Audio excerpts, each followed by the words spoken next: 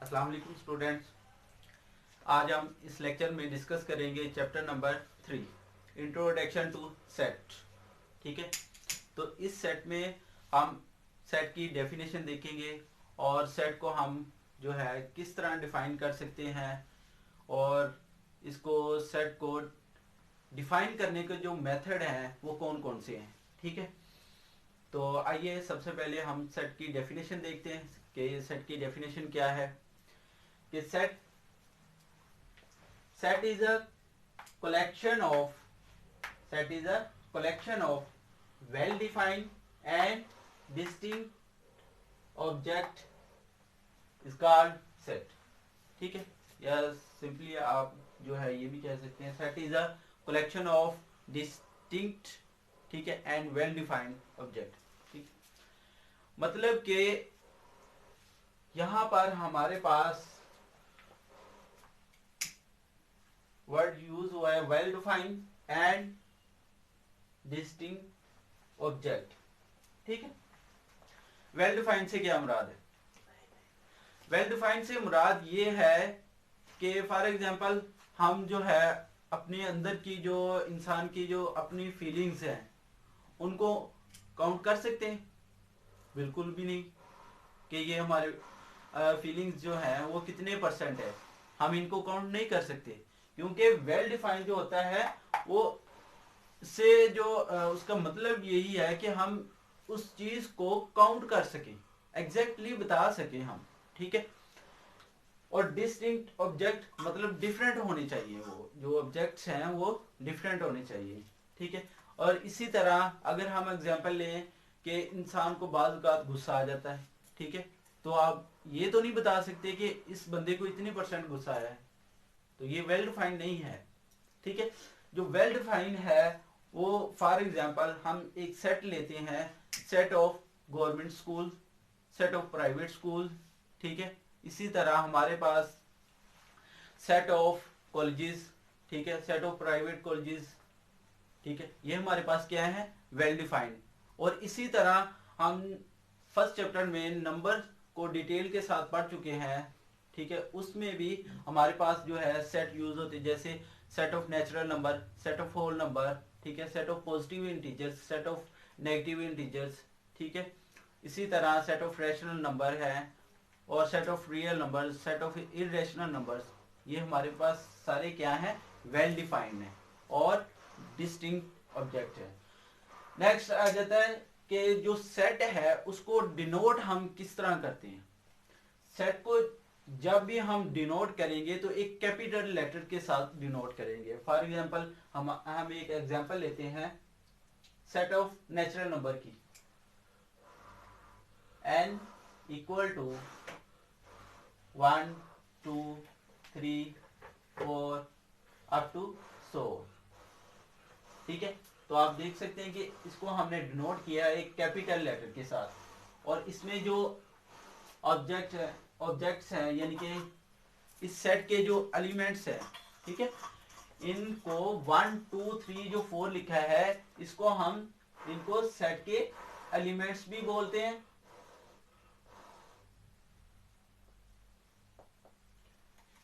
And और ये जो है ये सेट के मेंबर्स भी कहलाते हैं। ठीक है, इनको हम सेट के एलिमेंट्स भी कहते हैं और सेट के मेंबर्स भी बोलते हैं। ठीक है, अब नेक्स्ट जो फर्स्ट मेथड है सेट को डिस्क्राइब करने का, ठीक है, सेट को डिस्क्राइब करने का जो फर्स्ट मेथड है वो हमारे पास है टेबुलर मेथड। ठीक है, अब ये मेथड हमें क्या कहता है कि अगर हमारे पास कोई सेट के एलिमेंट्स हैं, फॉर एग्जांपल कि हमारे पास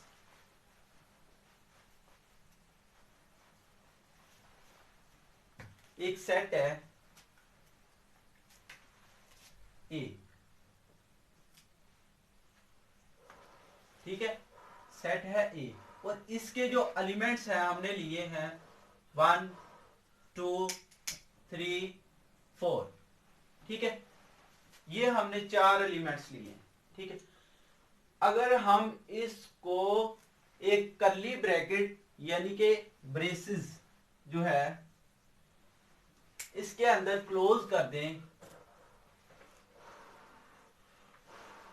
तो इस फॉर्म को, ठीक है, तो इस फॉर्म को यानी कि इस मेथड को यानी कि कुछ एलिमेंट्स को एक कर्ली ब्रैकेट्स में बंद कर देने के अमल को या मेथड को हम बोलते हैं टेबुलर मेथड। ठीक है, कौन सा मेथड? Tabular method. ठीक है, नेक्स्ट आ जाता है हमारे पास सेट को डिफाइन करने का जो दूसरा मेथड है वो है डिस्क्रिप्टिव मेथड। ठीक है, डिस्क्रिप्टिव मेथड को हम बयानिया तरीका भी कहते हैं। ठीक है, यानी कि बयान कर देना, ठीक है, अपने अल्फाज में बता देना। फॉर एग्जाम्पल यही है हमारे पास सेट इक्वल टू 1 2 3 4।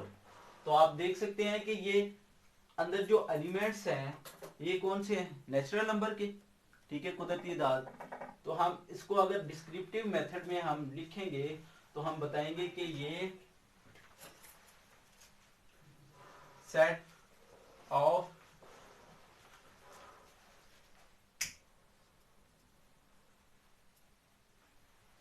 यानी कि A is a set of first 4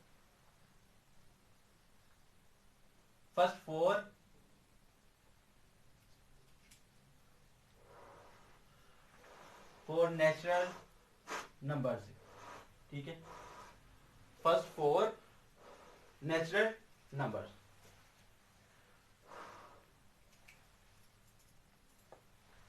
यानी कि जो सेट ए है वो कुदरती अदाद के पहले 4 एलिमेंट का, पहले 4 अदाद का सेट है। ठीक है, और इसी तरह हम एक और एग्जांपल देखते हैं। अगर हमारे पास ए इक्वल टू सेट दिया गया हो ए ई आई ओ यू, तो इसका जो डिस्क्रिप्टिव मेथड है यानी कि इसको डिस्क्रिप्शन में लिखना है तो वो हमारे पास आएगा टीजा सेट ऑफ वोवल लेटर्स। ठीक है, यानी कि वावल हरूफ का set, it is a set of vowel letters. ठीक है, तो इसको हम बोलते हैं set of vowel letter, vowel हरूफ या बोले आप। ठीक है, नेक्स्ट हमारे पास आ जाता है सेट बिल्डर फॉर्म। ठीक है, जो सेट बिल्डर फॉर्म है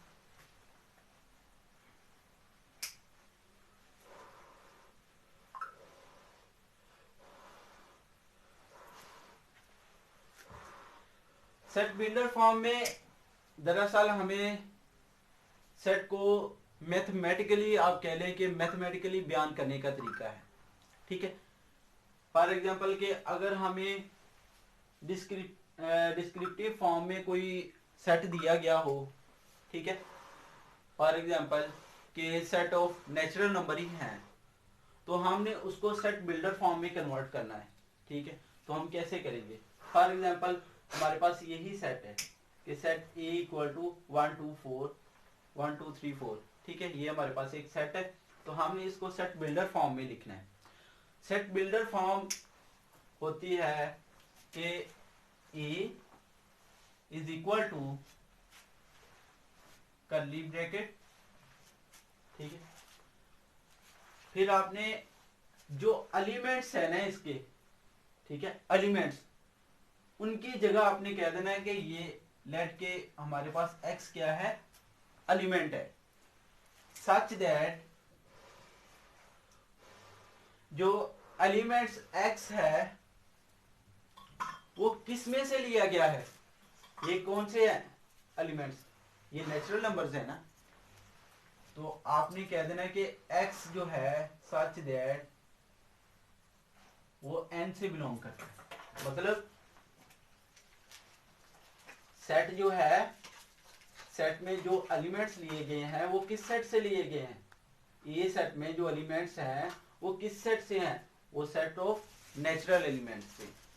हमने इन सभी एलिमेंट्स को x का नाम दे दिया है और x को बता दिया है कि जो x है वो हमने n से लिया है। n क्या है? नेचुरल नंबर, ठीक है। And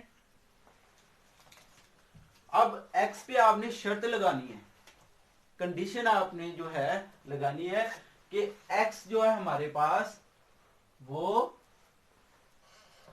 less or equal to 4। मतलब इस चीज का जो मतलब है वो यही है, x less than or equal to 5 का मतलब है कि x 4 के इक्वल भी है और इससे छोटा भी है। मतलब x में जितने भी एलिमेंट्स लेने हैं वो आपने 4 से छोटे भी लेने हैं और 4 भी लेना है, क्योंकि हमने जो कंडीशन अप्लाई की है वो है less or equal to, equal भी है 4 के, 4 भी आएगा और इस तरह 4 से छोटे एलिमेंट्स कितने हैं? वो है 3, 2, 1, ठीक है। तो ये हमारे पास मेथड जो है वो है descriptive method, sorry set builder method. इस मेथड को हम नाम देते हैं सेट बिल्डर मेथड, ठीक है। नेक्स्ट हम इसमें डिस्कस करते हैं कि सेट जो है इक्वल कब होते हैं और इक्विवेलेंट कब होते हैं। इसी तरह जो है फिर हम इसमें डिस्कस करते हैं कि यूनियन क्या है हमारी, और दो सेट्स की यूनियन कैसे लेते हैं हम, और इनका इंटरसेक्शन कैसे लेते हैं। इसमें फिर सेट इस चैप्टर में आ जाएगा कि इनका कॉम्प्लीमेंट कैसे फाइंड करते हैं। ये सारी चीजें हम इस चैप्टर में जो डिस्कस करते हैं, ठीक है। तो नेक्स्ट हम सेट को देखते हैं कि जो सेट्स हैं वो इक्वल कब होते हैं और इक्विवेलेंट कब होते हैं, ठीक है। टू सेट्स आर इक्वल, ठीक है, इफ एंड ओनली इफ, ठीक है। ये जो इफ एंड ओनली इफ की कंडीशन है, ठीक है, ये तब लगेगी जब हम चेक करना चाहेंगे कि सेट जो है कब इक्वल होंगे। तो जो हमारे पास दो सेट्स हैं वो इक्वल तब होंगे अगर जो है इनके एलिमेंट सेम होंगे, ठीक है। अगर हम इसको उलट देखें, इसकी डेफिनेशन जो है इसको उलट देखें तो इस चीज का मतलब ये भी है कि अगर कोई भी सेट दिए गए हैं ना, ठीक है, कोई भी सेट है तो उनके अगर एलिमेंट सेम है तो वो जो है वो इक्वल कहलाएंगे, ठीक है। अगर हम ये कह दें कि अगर दो सेट जो है इक्वल है, ठीक है, तो उनके एलिमेंट्स जो हैं सेम होंगे। दो सेट जो हैं वो इक्वल तब होंगे जब उनके एलिमेंट सेम होंगे। अगर एलिमेंट सेम है तो वो दोनों सेट जो हैं क्या होंगे? इक्वल होंगे। तो हम इसको एग्जांपल से डिस्कस करते हैं दोबारा कि सपोज कि हमारे पास ए सेट है, इसके एलिमेंट्स हैं ए बी एंड सी, ठीक है, और सेट बी जो है इसके भी एलिमेंट्स हैं ए बी एंड सी, ठीक है। ये हमारे पास दो सेट है। आप देख सकते हैं कि एक तो इनके एलिमेंट्स भी सेम है, ठीक है, ए बी, इसमें भी बी है, सी और इसमें भी सी है, और ये दोनों एलिमेंट्स के क्या हैं? इनके सेम एलिमेंट्स हैं, ठीक है। दोनों सेट के, सॉरी, दोनों सेट्स के जो एलिमेंट्स हैं वो क्या है? सेम है, ठीक है। और इनमें इनकी जो नंबर ऑफ एलिमेंट्स हैं वो भी सेम है। तो ये हम इसको लिख सकते हैं ए इक्वल टू बी, ठीक है। इन सेट्स को हम लिख सकते हैं ए इक्वल टू बी के। अगर हम ए की जगह या बी की जगह रिप्लेस कर दें ए बी जो है सेट, इसमें चेंज कर दें ए बी एंड डी, ठीक है।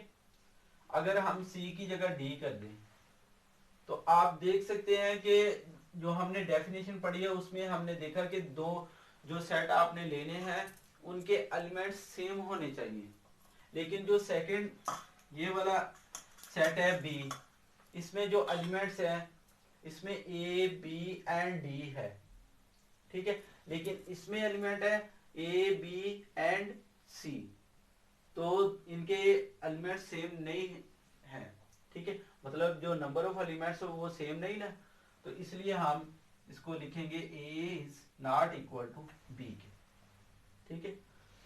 नेक्स्ट हम देखेंगे कि सेट जो टू सेट्स आर इक्विवेलेंट, दो सेट जो है वो इक्विवेलेंट कब होंगे, जो सेट्स हैं इक्विवेलेंट तब होंगे जब हमारे पास जो नंबर ऑफ एलिमेंट्स हैं वो हमारे पास सेम होने चाहिए, ठीक है, यानी कि two sets are equivalent if and only if, ठीक है। इस डेफिनेशन में भी कंडीशन है इफ एंड ओनली इफ की, कि they have same number of elements, ठीक है। अगर दो सेट में नंबर ऑफ एलिमेंट सेम है, सेम एलिमेंट से मुराद दोनों एलिमेंट्स में अगर ए सेट में ए बी सी है तो बी सेट में भी ए बी सी होना चाहिए, लेकिन नंबर ऑफ एलिमेंट सेम होने से मुराद है कि फॉर एग्जांपल हमारे पास ए सेट है वो है 1 2 3 एंड 4, ठीक है, तो सेट बी जो है इसको हम इसमें एलिमेंट्स लेते हैं ए बी सी डी, ठीक है। आप देख सकते हैं कि जो सेट ए है इसमें एलिमेंट्स की तादाद है 1 2 एंड 3 4, ठीक है, 1 2 3 4, यानी कि इसमें एलिमेंट्स जो है वो कितने हैं 4, और इसमें एलिमेंट्स कितने हैं 4। जो सेट के इक्विवेलेंट होने के लिए जो कंडीशन है वो यही है कि इसमें नंबर ऑफ एलिमेंट्स सेम होने चाहिए, नंबर ऑफ एलिमेंट्स जो है उनका सेम होना जरूरी नहीं है, लेकिन उनकी जो तादाद है वो हमारे पास सेम होनी चाहिए। अगर सेट ए में जो है 4 एलिमेंट है तो सेट जो सेकंड सेट लेना है आपने उसमें भी एलिमेंट्स जो है वो 4 होने चाहिए, तो तब हम ए को इन दोनों सेट्स को लिख सकते हैं ए इज इक्विवेलेंट टू बी, ठीक है। इस नोटेशन को हम पढ़ते हैं इक्विवेलेंट, ठीक है, इक्विवेलेंट। तो नेक्स्ट हम देखते हैं कि इस चैप्टर में जो हमें जरूरत पड़ेगी वो है सेट की यूनियन और सेट का इंटरसेक्शन, ठीक है, वो बेसिक आपको बता दिया जाएगा कि दो सेट्स की यूनियन कैसे लेते हैं और उनका इंटरसेक्शन कैसे लेते हैं, फिर उनका कॉम्प्लीमेंट कैसे लेते हैं, ठीक है। तो सबसे पहले हम देखते हैं कि सेट का यूनियन हम कैसे डिस्कस करते हैं, कि for example union of sets, ठीक है। सपोज कि हमारे पास सेट ए है, ए इज इक्वल टू 0 1 2 3, ठीक है, और सेट बी है 5 7 या 6 7 8, ठीक है। ये हमारे पास दो सेट हैं, इनके हमने यूनियन फाइंड करनी है, तो हम जो यूनियन है उसको डिनोट करते हैं ए यूनियन बी के साथ, मतलब इन दोनों सेट की यूनियन करनी है तो हम लिखेंगे ए यूनियन बी, ठीक है। अब जो यूनियन है, जैसे यूनियन का अगर लफ्जी मीनिंग देखा जाए तो इसका मतलब ही मुत्तहिद यानी कि इकट्ठे होता है, इकट्ठे कर देना, तो वही सेट में भी हम यही यूज करेंगे कि दोनों सेट के जितने भी एलिमेंट्स हैं उनको आपने इकट्ठा कर देना है, ठीक है। जैसे 0 1 2 3, ठीक है, फिर 4, फिर 6, फिर 7, फिर 8, ठीक है। फॉर एग्जांपल के अगर किसी सेट में जो नंबर ऑफ एलिमेंट्स हैं वो रिपीट हो रहे हैं, जैसे कि इधर 3 तक है और इस सेट में 4 की जगह 3 दिया है, ठीक है। तो जब आपने यूनियन लिखना है तो देखो कि ए और बी में दो एक एलिमेंट सेम है ना, तो इसको हमने एक ही दफा लिखना है, ठीक है। आपने ये नहीं करना कि ए यूनियन फाइंड करते वक्त 0 1 2 3 3 6 7 और 8, ठीक है। आपने ये नहीं करना कि जो इनकी यूनियन करनी है तो जितने एलिमेंट इसमें है और जितने इसमें है सभी को इकट्ठा कर दे, लेकिन आपने ये देखना है कि जो कोई एलिमेंट जो है रिपीट तो नहीं हो रहा है, ठीक है। फॉर एग्जांपल जैसे 3 इसमें भी आ रहा है और इसमें भी आ रहा है, तो इसको हमने सिर्फ एक ही दफा लिखना है, ठीक है। 2 दफा लिखने की जरूरत नहीं, सिर्फ एक ही दफा लिखना है आपको। इसी तरह हम इनकी इंटरसेक्शन पढ़ते हैं कि इंटरसेक्शन जो है सेट की क्या होती है।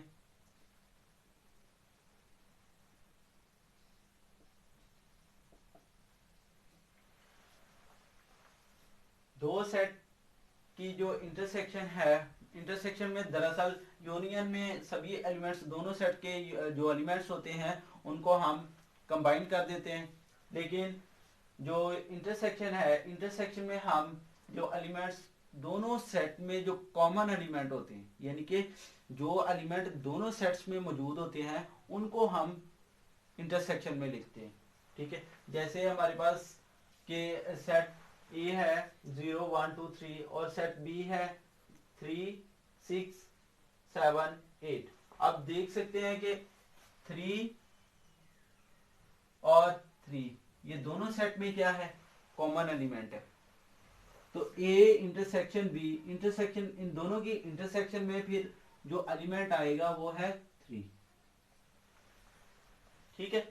दोनों सेट की इंटरसेक्शन में जो एलिमेंट आएगा वो है 3, क्योंकि 3 जो है ए में भी मौजूद है और बी में भी मौजूद है। नेक्स्ट हम देखते हैं कि कॉम्प्लीमेंट ऑफ अ सेट कैसे लिया जाता है।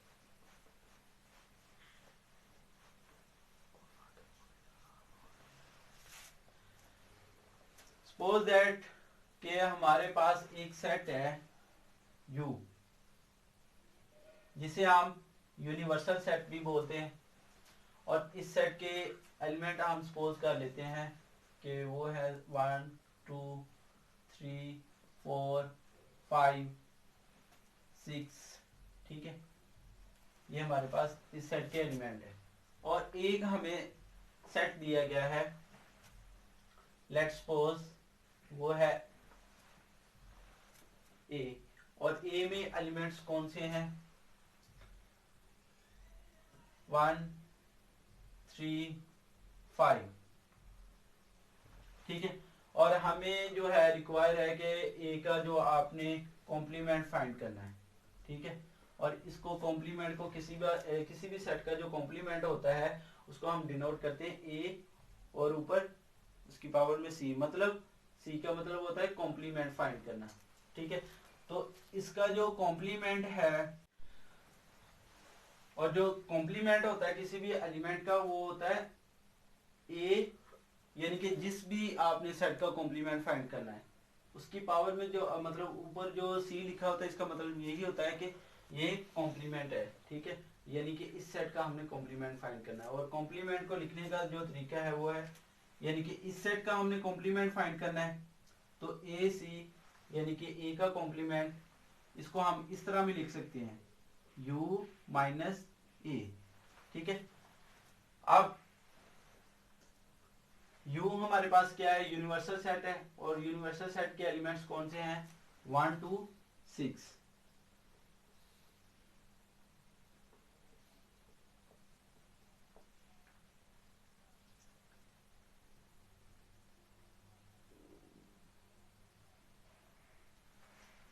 इसके एलिमेंट है हमारे पास 1 2 6 माइनस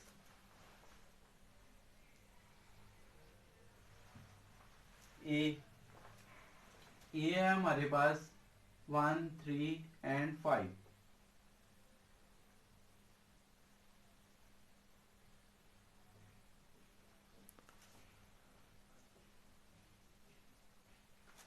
अब कॉम्प्लीमेंट में जो सेट ऑफ ए है उसके कॉम्प्लीमेंट में एलिमेंट्स कौन से आएंगे, ठीक है। मेन बात जो है हमारी ये है कि उस जिस सेट का हमने कॉम्प्लीमेंट फाइंड करना है उसमें एलिमेंट्स कौन से आएंगे। सेट ये है हमारे पास ए सेट के एलिमेंट, ठीक है, और ये है सेट यू के एलिमेंट्स, ठीक है। अब सेट ए के एलिमेंट और सेट बी के एलिमेंट जो हैं कॉमन है, उनको आपने देख लेना है। जैसे 1 फिर 3 है फिर 5 है, ठीक है। हमारे पास यू के सेट में और ए के सेट में जो कॉमन एलिमेंट हैं वो है 1 3 5, 1 3 5, ठीक है। बाकी जो जो बाकी एलिमेंट्स बच गए हैं, मतलब जो रिमेनिंग एलिमेंट्स ऑफ यू हैं, ठीक है, रिमेनिंग एलिमेंट्स ऑफ यू वो कौन कौन से हैं, वो है हमारे पास 2 4 एंड 6। तो इसके जो कॉम्प्लीमेंट में एलिमेंट्स आएंगे वो हैं 2 4 एंड 6, ठीक है। मतलब कि सेट ए के एलिमेंट्स हमने नहीं लिखने, बाकी जो यूनिवर्सल सेट आपको गिवन है उसके जितने भी एलिमेंट्स बच गए, ठीक है, बाकी जो रिमेनिंग एलिमेंट्स वो आपने इस उसके कॉम्प्लीमेंट में लिख देने हैं, जिस सेट का आपने कॉम्प्लीमेंट फाइंड करना है। तो ये था हमारा आज का लेक्चर। इसमें हमने जो सेट को किस तरह हम डिस्क्राइब करते हैं, डिस्क्रिप्शन मेथड पढ़े हैं, और फिर हमने यूनियन पढ़ी है, इनकी इंटरसेक्शन पढ़ी, इनकी कॉम्प्लीमेंट फाइंड किया है। तो इसके बाद अगर कोई भी आपको इशू आ रहा है, ठीक है, तो आप कमेंट बॉक्स में कमेंट करके पूछ सकते हैं। तो इसके साथ ही हमारा आज का लेक्चर हुआ खत्म। अल्लाह हाफिज़।